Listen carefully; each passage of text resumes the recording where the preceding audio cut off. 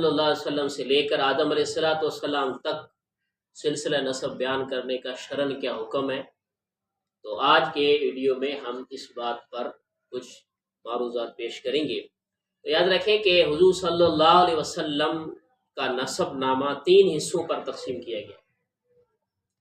پہلا حصہ حضور صلی اللہ علیہ وسلم سے لے کر نسب نامے میں معد بن عدنان تک ہے، جس کے اندر کسی کو کسی قسم کا اختلاف و شائبہ تک نہیں ہے۔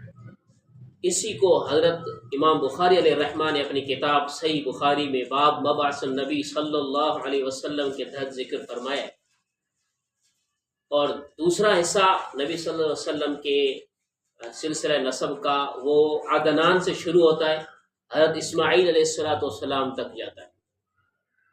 اب عدنان کا حضرت اسماعیل علیہ السلام کی اولاد میں سے ہونے میں کسی کو انکار نہیں۔